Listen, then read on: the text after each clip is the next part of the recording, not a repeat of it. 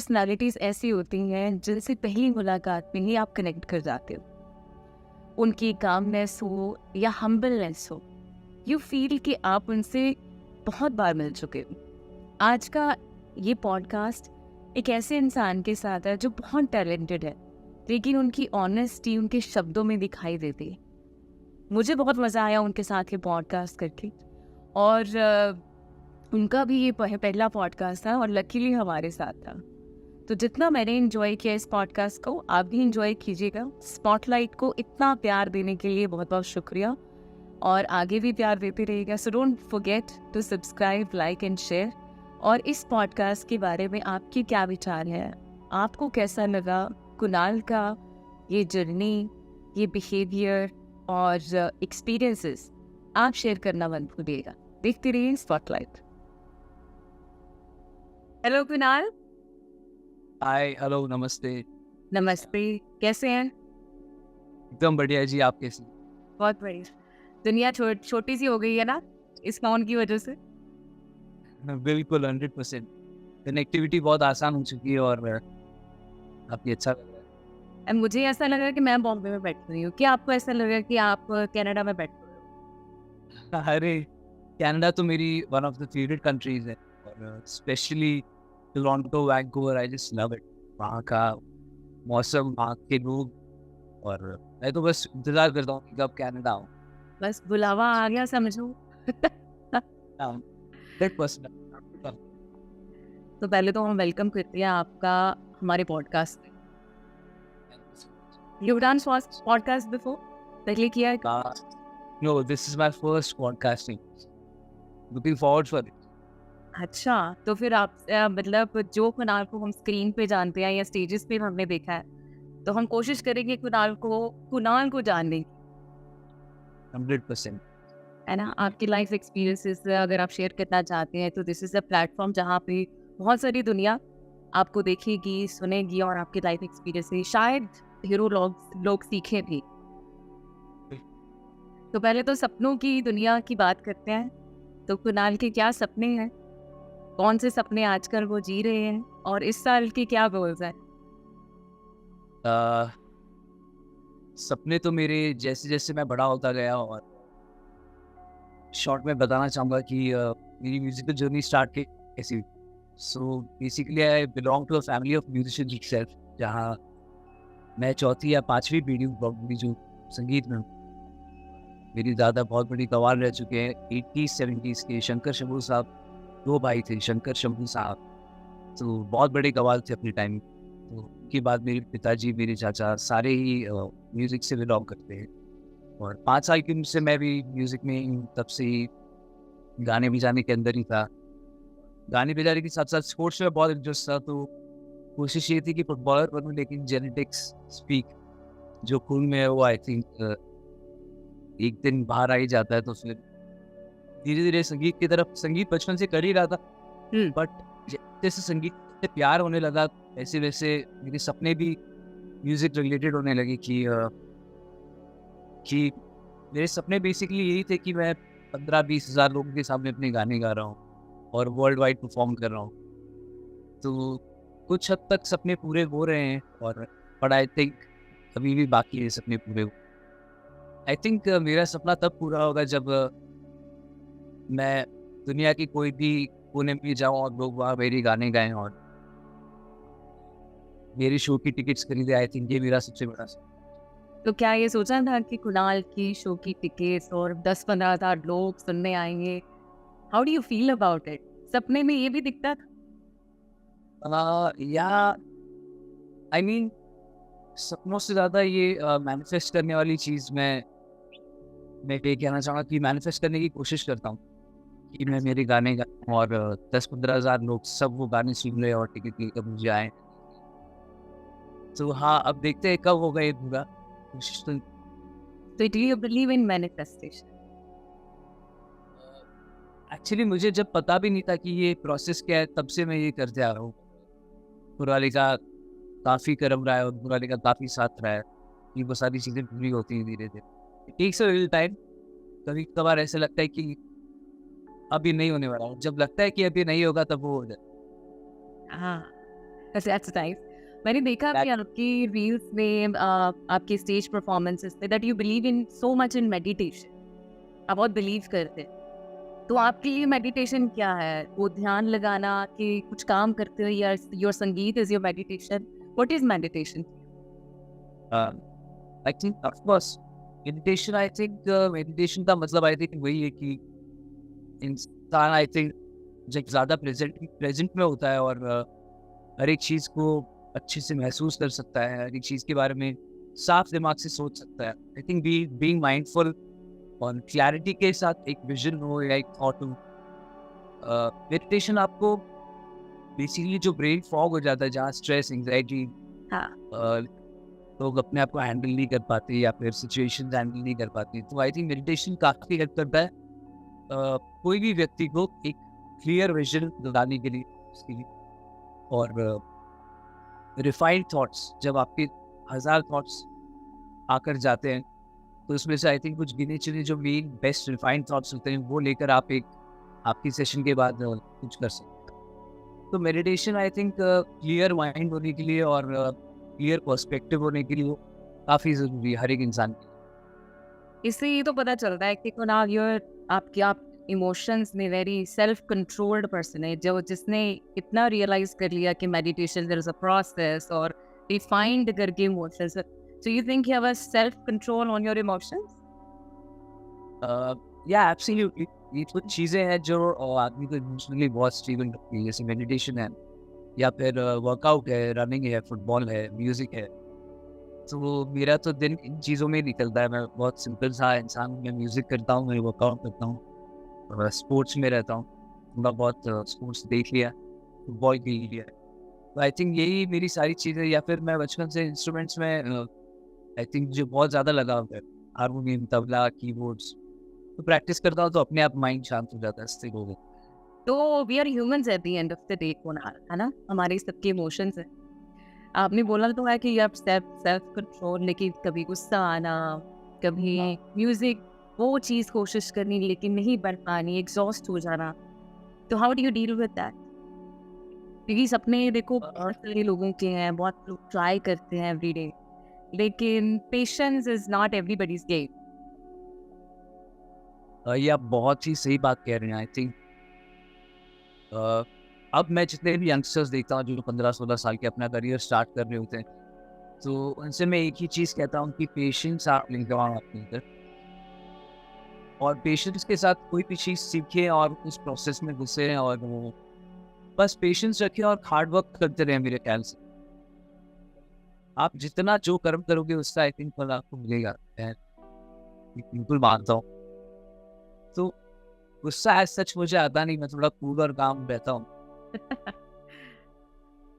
But हाँ, patience इंसान को लाना काफ़ी ज़रूरी है, और पेशेंस नहीं है तो it's very difficult to survive in this industry. और तो कई कबार पता ना खुद में पेशेंस होते हैं, सब्र होता है। वी प्रैक्टिस दिस मेडिटेशन, या आप जिस इंडस्ट्री में है, there is lot of tons of competition. कई बार सामने वाले में पेशेंस लेवल कम होता है। Have you seen that kind of situations too? जी हाँ, काफ़ी टाइम होता है। जैसे जब हमारे लाइव शोज होते हैं, it's a different game all together, because you have to start the show एक स्पेसिफिक टाइम पर स्टार्ट करना है, एक स्पेसिफिक टाइम पर खत्म करना है। तो लाइव शोज में लोग काफ़ी इम्पेशेंट होते हैं ड्यूरिंग द साउंड चेक, और व्हाइल वी आर ट्रैवलिंग, या फिर जब बहुत सी तैयारियां करनी होती है। बट हाँ, जब तक मैं काम और कंपोज हूँ, I am good about it. I don't know इतना मेरे पे ज़्यादा टेंशन नहीं तो you know how to deal with. है। या जब पहली बार स्टेज की कुणाल इतने बड़े बड़े लेजेंड्स सीनियर्स के साथ, परफॉर्मेंस एक अलग बात है, लेकिन जब परफॉर्मेंस खत्म हो जाती है, then what you take at home? एक तो खुद का एक्सपीरियंस होता है कि स्टेज पे हाउ डिड आई परफॉर्म, मैंने ऐसा किया, I do better next time. लेकिन जो लोग साथ में काम करते हैं, चाहे वो नेहा हो, चाहे वो विशाल शेखर साहब हो, तो इन सब से जो इतने इतने सालों के जो एक्सपीरियंस लोग हैं, इनसे क्या क्या लेके जाते हो घर पे कि ये अप्लाई करूँगा नेक्स्ट टाइम? एक्चुअली मैं आपको कहूँ तो हर शो में ऐसी छोटी छोटी बहुत सी चीज़ें होती हैं जो देखकर मैं और मतलब बहुत हैरान रह जाता हूँ जैसे नेहा को या विशाल शेखर सर को। और आई थिंक हर शो में कुछ नई बात सीखने मिलती है उनसे, स्टेज के साथ साथ स्टेज के बाहर। क्योंकि जैसे जब हम ट्रैवल करते हैं, जब हम टूर पे होते हैं कोई भी कंट्री में, तो समझिए 4 शो है हमारे 15 दिन में। तो शोज़ में तो ऑफ कोर्स बहुत कुछ सीखते हैं, लेकिन उसके अलावा ट्रैवल में काफ़ी बातें होती है और बहुत बहुत बहुत कुछ सीखने में। कुछ ऐसा किस्सा, कोई ऐसा किस्सा जहाँ आपको लगा कि नहीं, this is a game changer,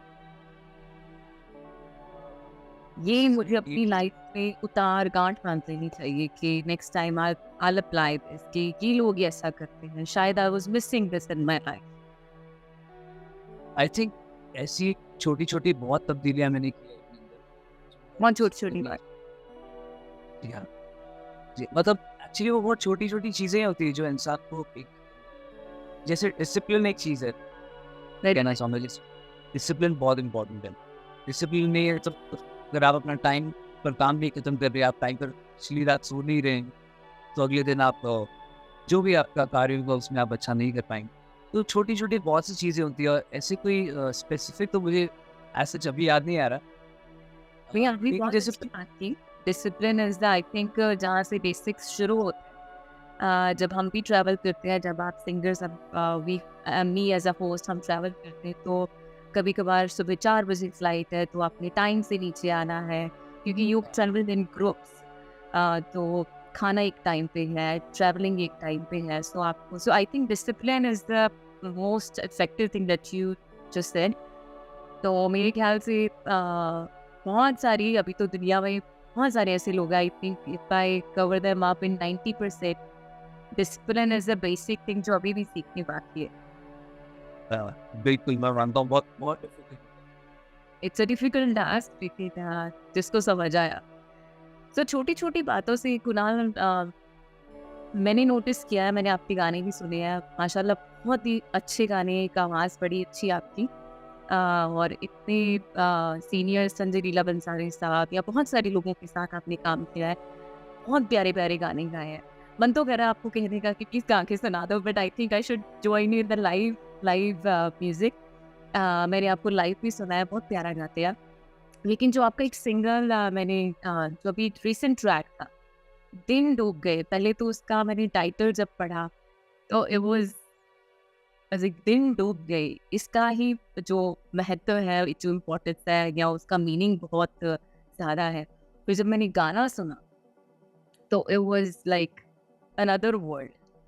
तो ये गाना, इस गाने का मतलब, ये गाना कैसे बना? ये गाना कैसे बना, बेसिकली मैंने इस गाने की रिदम प्रोग्रामिंग की, पूरी बीट प्रोग्रामिंग की। पूरा ट्रैक जब मैंने प्रोड्यूस किया उसके बाद मैं ऐसे ही जैम कर रहा था इस ट्रैक। और आई थिंक फर्स्ट लाइन जो मेरे मेरे मुंह से निकली थी वो यही थी, दिल डूब गए मेरी रात आ काली।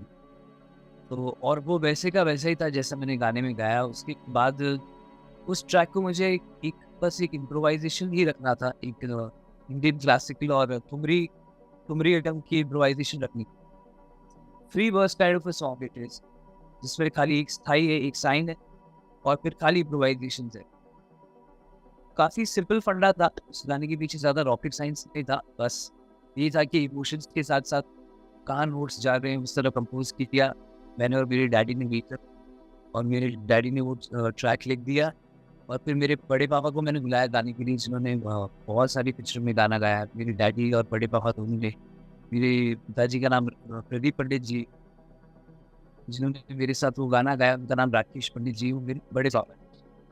तो ये प्रोसेस काफ़ी ईज़ी था, बट वो जिस तरह उन्होंने गाया मेरे ताऊजी ने, मैं आपको शेयर करना चाहूँगा। जब मैं उनको डब कर रहा था और उनका बर्थडे था, ये लास्ट ईयर की बात है।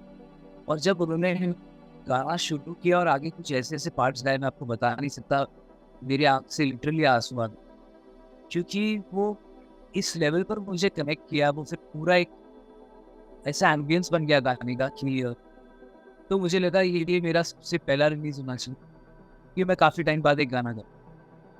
तो जी हाँ, ये पहली लाइन ही what struck in my head was then डूब गए। तो बस उसके ऊपर इम्प्रोवाइज़ करते रहे और It's a very dark song and collection of raw emotions.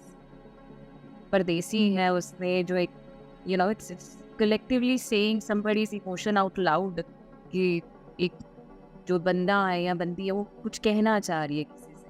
सो जैसे आपने शेयर किया कि आंसू आ गए जब किसी ने गाया, तो यू फेल्ट सम पोकिंग के, क्योंकि आपने एक तरफ कहा कि ये इजी था, it was simple, it was easy maths, notes check करने थे, दिस एंड दैट, लेकिन it's a very dark emotional to be honest. लेकिन जब उन्होंने गाया, then you felt something. What do you feel? आप सही कह रहे हैं. Eventually the energy you put in the work and I think what you have in your mind at that time itself, उस तरह का गाना आपसे बनता है. तो शायद उस टाइम में मैं खुद एक डार्क स्पेस में था प्रॉब्लम कि मेरे से वैसा ट्रैक बना और वैसे सुर निकले. बट समटाइम्स व्हेन जब थोड़े लाइटर मूड में होते हैं तब कभी कभार प्यार भरे गाने बन जाते हैं, कभी कोई क्लब ट्रैक बन जाता है. So I think it all depends on what an artist is going through at that time, वो डिलीवर कर देगा. आई थिंक ये मुझे ऐसा. सो कुणाल की भी एक डार्क स्पेस है, कभी कभी बहुत हो जाती है. बिल्कुल, अप्स एंड डाउन्स तो है ही देखिए जिंदगी में. I think life is a roller coaster actually, जो यू जा रही है. तो पर इट्स नाइस, इट्स अमेजिंग. ऐसी है life, is beautiful, it's a part. So आज भी कहीं उड़ान भरने की तैयारी है आपकी. तो आज जब सुबह उठे हो, मेडिटेशन की है, तो वो I hope there is no dark space, लेकिन आज कौन से इमोशन से आपने अपनी ज़िंदगी, अपने दिन का शुरुआत की है, कि आज क्या उम्मीद लेके जा रहे हो? मैं ऑनेस्टली बोलूं तो मैं जस्ट उठा क्योंकि और आपने मुझे देख लिया. ये दैट वाज अनप्लान्ड. नहीं, बट काफी अच्छा लग रहा है कि इसके साथ इतनी अच्छी बातें हो रही और काफी मजा आ रहा है आपसे. बहुत बहुत शुक्रिया for inviting me for this podcast. ये मेरे ख्याल से वो हिंदी में क्या कहते हैं, हमारे सौभाग्य की बात है कि आपका पहला पॉडकास्ट हमें मिला, आप ये आए हैं. थैंक यू, अपने टाइम निकाला. सो आप अगर दुनिया भर घूम रहे हैं नेहा के साथ या विशाल शेखर के साथ, आपकी एनर्जी मैंने देखी है स्टेज पे एक ऑन के साथ. You guys enjoy the stage, energy बहुत होती है. कभी स्टेज पे कुणाल, क्योंकि स्टेज एक ऐसी चीज़ है जिससे डरना भी बहुत पड़ता है, खुशी तो बहुत होती है, लेकिन डर भी उतना ही लगता है जब भी आप स्टेज पे चले, जितनी बार भी स्टेज पे चले. तो एक खुद से कुणाल का कोई वादा है जब वो स्टेज पे चढ़ते हैं, कि कौन सी एनर्जी है जब वो स्टेज पे परफॉर्म करते हैं? मैंने आपको ये क्वेश्चन इसलिए पूछा है क्योंकि बहुत सारे हैं जो स्टेज परफॉर्मर्स हैं, लेकिन एनर्जी, गाना समटाइम्स डजंट मैच. तो उनके लिए मैं आपसे जानना चाहती हूँ कि कुणाल का एक्सपीरियंस क्या था जब वो स्टेज पे गाते हैं. You are the same person off and on stage? I don't think so. I am the same person on the stage and off stage. मेरा पर्सपेक्टिव बस एक ही होता है जब स्टेज पर जाने के पहले कि मैं एकदम ज़्यादा अलर्ट हूँ, बहुत ज़्यादा अलर्ट हो जाऊँ. मैं आपको मैं बहुत ज़्यादा अवेयर कर देता हूँ, ज़्यादा ही अलर्ट कर देता हूँ. और हाँ, मेरा माइंडसेट ही ये होता है कि आपको अच्छा परफॉर्म करना है, हाई ऑन एनर्जी रहना है, सांस नहीं टूटनी, जहाँ सांस की जरूरत है वहाँ सांस ले ली, पूरी एनर्जी देनी है. और आई थिंक 2015 या 16 में मेरा माइंडसेट चेंज हुआ था शोज़ को लेकर, लाइव शोज़ को लेकर. मुझे ऐसा लगता था जब मैं बहुत बड़ा स्टार बनूंगा तब मैं अच्छा परफॉर्म करूँ. अच्छा. लेकिन मुझे लगा ऐसा तो नहीं चलेगा फिलहाल, ऐसा तो मैं कभी बड़ा स्टार बन ही नहीं पाऊंगा. फिर मैंने हर एक शो को इस तरह लिया कि जो भी शो करूंगा वो मुझे मेरी जान दे देनी, बेस्ट दे देती. तो दैट Now you think कि हर एक स्टेज एक बराबर है. So and you're a star today too. So there's no कि अब बनूंगा. You're star आज भी. पुरवाली की तरफ, पुरवाली का आश. तो आपने एक बात कही कुणाल, फिर मैं रिपीट करती हूँ अपना क्वेश्चन, कि आपने कहा कि मैं ऑन स्टेज डिफरेंट हूँ और ऑफ स्टेज डिफरेंट. तो जो आज अभी मेरे सामने कुणाल है, this is a different person end of and on stage. I think मैं जनरली ऐसे ही रहता हूँ, मैं इस स्पेस में ही रहता हूँ. This is what I am actually.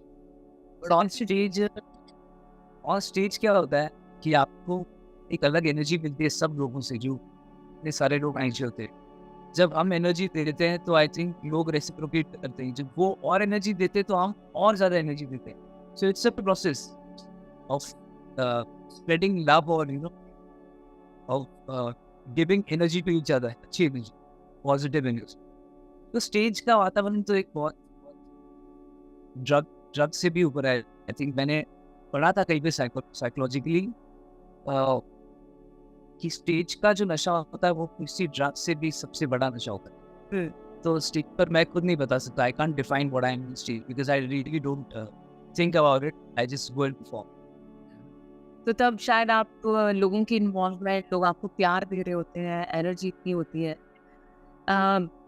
तो स्टेज की बात करूँ, लोगों की बात, लोगों की उम्मीदें भी बहुत होती है जब आप एक contestant as a contestant join करते हो, फिर उस स्टेज से निकलते हो, फिर देन यू गेट अपॉर्चुनिटीज।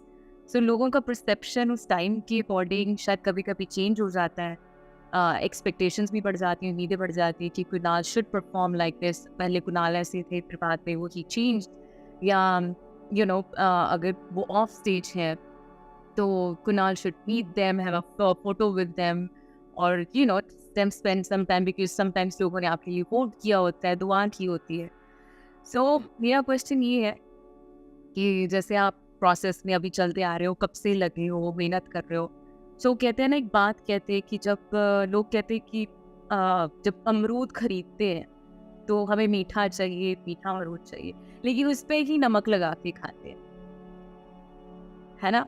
सो मीठे अमरूद पे भी नमक लगा के खाते हैं। सो उम्मीदें कुछ और होती है लेकिन रियल फैक्ट कुछ होते हैं। तो कभी आपने ऐसा एक्सपीरियंस किया हो लोगों से, अपनी ऑडियंस से, जब आपको कभी डाउनफॉल आया हो कि मैं लोगों की जो उम्मीदों पे खरा उतर रहा हूँ, नहीं उतर रहा हूँ, मुझे क्या करना चाहिए? Have you seen any downfall considering the audience? I think लोग आज की तारीख में का अटेंशन स्पैन इतना कम है कि it's their liking songs of mind, correct. Suppose का फेवरेट आर्टिस्ट कुणाल है आज की तारीख में, और कंसिस्टेंटली मैं गाने कर रहा हूँ और वो सुन रहे हैं। बट अगर 2-3 महीने अगर मैं गायब रहूँ तो फिर they move on. I think ये मुझे ऐसा लगता है। कुछ जो लॉयल फैंस होते हैं, they are always behind you, they are always pushing you, और उनके मैसेजेस काफ़ी मैसेजेस आते थे जब मैं ज़्यादा एक्टिव नहीं था, तो कि ऑल अराउंड द वर्ल्ड, मतलब हर जगह से आते थे और लोग कहते थे आप कहाँ हैं, तो भी काफ़ी अच्छा होगी। तो आज जो लोग आपसे सच में प्यार करते हैं, जो लोग सच में एज एन आर्टिस्ट आपको मानते हैं, वो लोग कभी भी आपको सपोर्ट करेंगे, और जिनको उड़ना होगा वो उड़ जाएगी। Is this sort of a pressure कि हमें कंपटीशन में, या इस जो हर दिन दुनिया चेंज हो रही है, लोगों की उम्मीदों पे खड़े उतरना, it's not an easy job. तो is it a sort of a pressure? ये प्रेशर भी कभी कभी फील होता है कि how would I cope up, कि मुझे कैसे, मैं इस चीज़ को कंटिन्यू कैसे रखूं। लेकिन एक, क्योंकि संगीतकार है, जो आर्टिस्ट है, क्योंकि वो अपनी कला से अपने आप को जाना जाता है, राइट। सो कला इट्स नॉट कि सुबह उठ के चाय के साथ मिलती है ना। तो इट्स जब भी आना है, जब भी गाना बनना है, जब भी जहन में कुछ आइडिया। तो is it sort of a pressure to Kunal? कभी हुआ है कि pressure?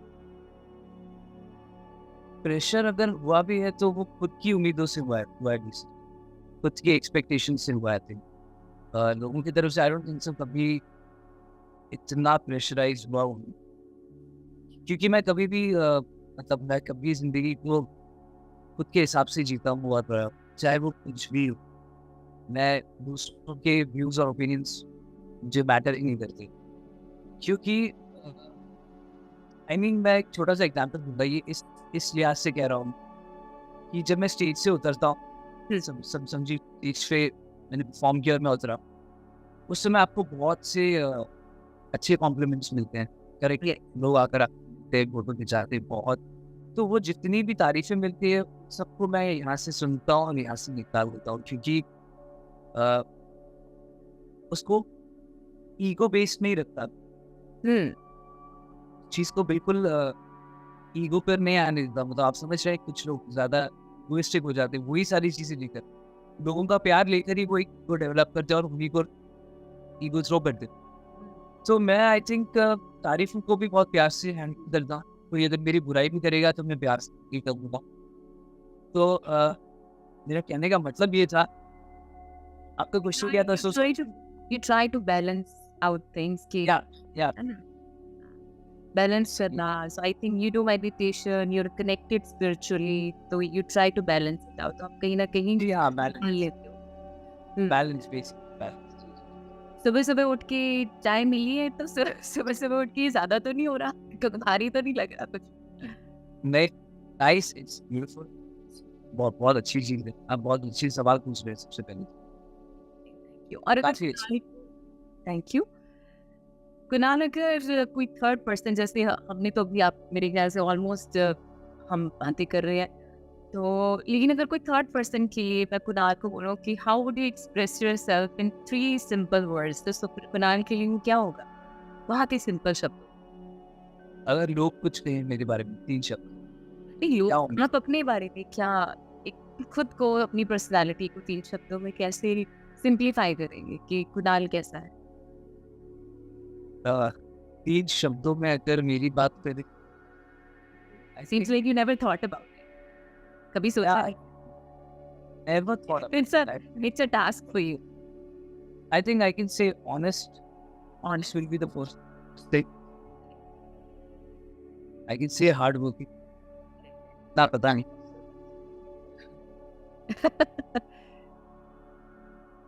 I think I like being kind with people. I like being sweet to people. I don't want to be rude on anyone. मुझको अच्छा लगता है। अच्छा नहीं, I mean किसी को एक रिस्पेक्ट देनी। Humble I think कैसे? सो तीनों में एच लिए गए आप। So honest, humble and hard working. या So Kunal is equal to 3H. H cube, I would say. I think cube ही होता है ना? H cube. That's nice. At least जब आप अगली बार कोई पूछेगा तो you have your answer ready, है ना? जी हाँ, आंसर तो रेडी है। आप कोई ऐसा कुणाल हमारे साथ, हमारी ऑडियंस के साथ, कि हम बड़ी दूर बैठे हैं आपसे, आप शोज करने आते हैं, लेकिन कुछ स्पैन ऑफ टाइम होता है आपके पास, जब आप फिर चले जाते हैं वापस, कुछ अच्छा लगता है, बुरा लगता है, कुछ ऐसा एक्सपीरियंस जो आप हमसे शेयर करना चाहें? सॉरी, कनाडा के बारे में? कहीं पे भी जहाँ आप शोज करते हैं, कनाडा चले गए, यूएस चले गए, आपका रिसेंट शोज लंदन में भी किया है, सो कहीं पे भी, UK, any experience that you want to share जो आपके, कहते हैं ना, जहन में रह गया, बहुत अच्छा एक्सपीरियंस था, कोई भी फैन मोमेंट हो या खुद का experience I that think you remember. Experience की बात करें तो जैसे कल के शो की अगर बात करें तो एक मोमेंट ऐसा आया था जहाँ पे सोनू निगम साहब भी स्टेज पर आ गए थे। कल वो भी थे शो में। अच्छा, तो ऐसे जो छोटे-छोटे एक्सपीरियंसेस होते हैं, आई मीन वो 15 मिनट के लिए ही हमारे साथ स्टेज पर थे। बट जिस तरह उन्होंने गाया, जिस तरह उन्होंने बैंड को यू नो वो बैंड उनका नहीं था, विशाल शेखर सर का बैंड था। बैंड को जिस तरह कंडक्ट किया उन्होंने, परफॉर्म किया 15 मिनट हमारे साथ। तो ये सारी चीज़ें मेरे लिए बहुत यादगार होती कि सोनू जी के साथ स्टेज पर गाना, विशाल शेखर सर, मैं और सोनू सोनू सर थे और कल शाहरुख खान साहब भी आए हुए थे शो में। तो आई मीन ये सारी चीज़ें शोज़ काफ़ी यादगार करता है मेरे लिए। जब आप लेजेंड्स के साथ स्टेज पर होते हैं और ऑलरेडी लेजेंड्स स्टेज पर हैं, विशाल शेखर सर हैं, ऊपर से सोनू निगम सर। तो आई थिंक ऐसे काफ़ी किस्से हैं जहाँ पर जो अभी भी मुझे याद है। जब सोनू सर पहली बार हमारे साथ स्टेज पर आए और आई थिंक 2019 में हम लोग नेहा के साथ टूर कर रहे थे, लंदन में शो कर रहे थे। हाँ वहाँ जी, विशाल सर भी हमारे साथ आ गए थे स्टेज पे परफॉर्म करने के लिए। तो जब ऐसी चीज़ें होती तो काफ़ी मज़ा आता इट्स अ फॉरएवर। और याद जी, याद होता। अब देखो, अब एक फैन तो आपके सामने भी बैठा हुआ है आपका, तो अरे अगर ऑडियंस से फरमाइश आए तो कुछ हमारे लिए भी थोड़ा सा, हमारे कैमरे पे कैद हो जाएगी चीज फॉर फॉरएवर। कुछ भी जो आपको अच्छा लगे, जो आपको लगे कि सुबह सुबह प्रैक्टिस भी हो जाएगी और गाना भी हो जाएगा। अच्छा, अरे क्या बात।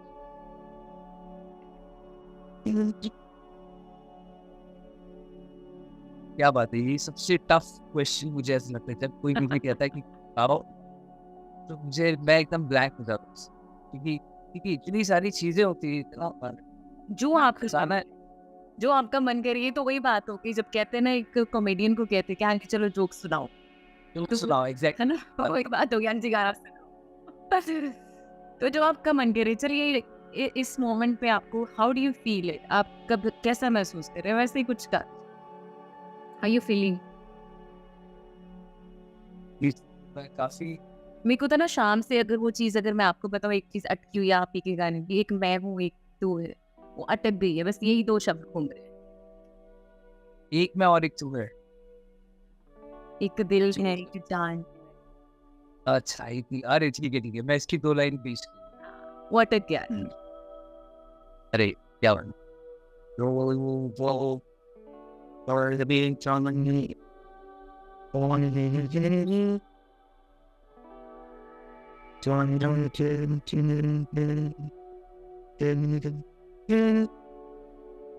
एक दिल है,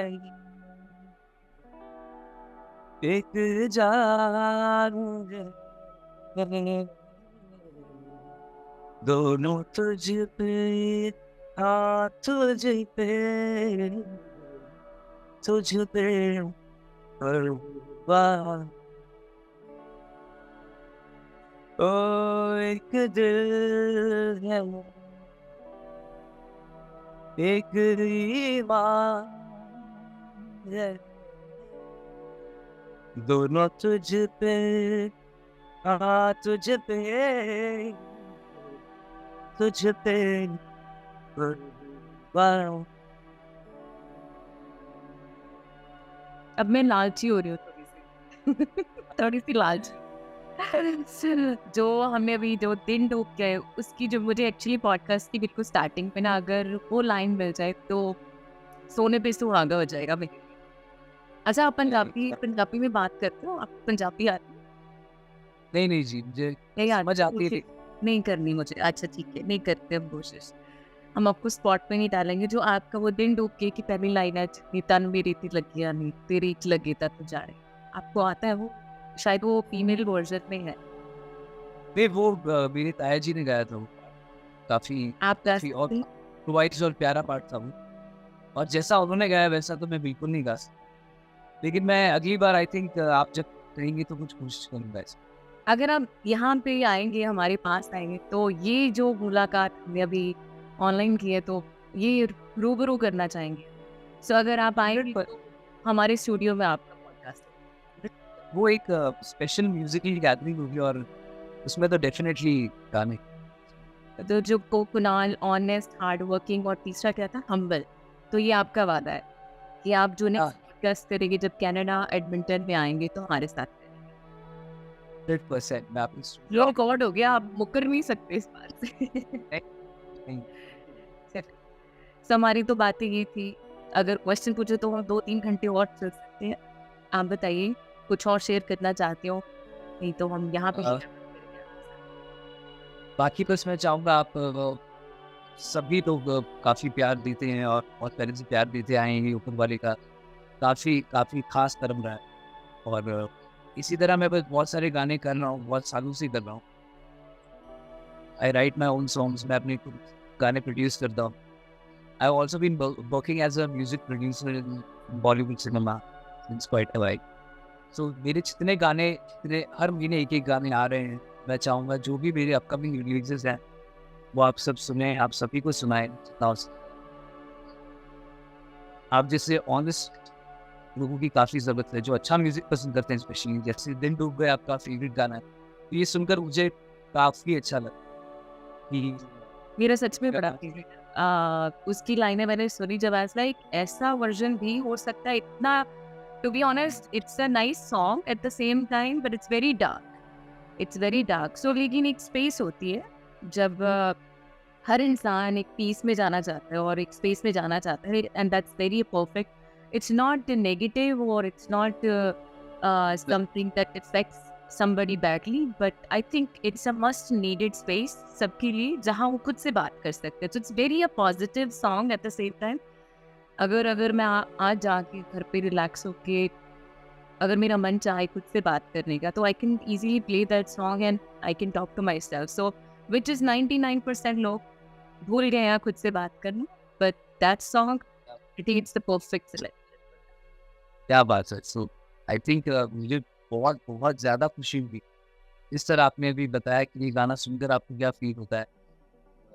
आई थिंक यही मेरे लिए ये हमारे लिए अवार्ड होते हैं कि आपका गाना सुनकर अगर कोई अपने इमोशंस को समझ सकता है और वो वहाँ पहुँच पा रहा है इंसान।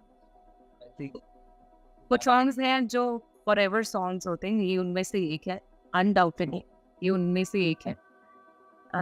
जब हम नेक्स्ट टाइम मिलेंगे, कभी आमने सामने मिलेंगे, तो will share our experiences with the song, to be honest. हम बांटेंगे कि Definitely. इस गाने से हमने क्या एक्सपीरियंस किया, टू बी ऑनेस्ट। और अगर इस I am a life coach at the same time, जब हम लोगों को Wow. समझाते हैं, जब वो किसी दौर से गुजरते हैं, कोई स्ट्रेस है, कोई डिप्रेस्ड है या कुछ, you know, they don't want to share their own emotions because this is a trust issue, लेकिन वो खुद से बात भी नहीं कर पाते, तो I think this is a healing music. तो कुछ गाने हैं जो यहाँ अटक जाते हैं, this is one of them. तो हमें इंतजार रहेगा, अब ऐसे ही अच्छा अच्छा म्यूजिक बनाए, और बहुत सारी ब्लेसिंग्स हैं प्यार करने वालों की। यहाँ जितनी हमारी टीम बैठी है, वी ऑल लव यू।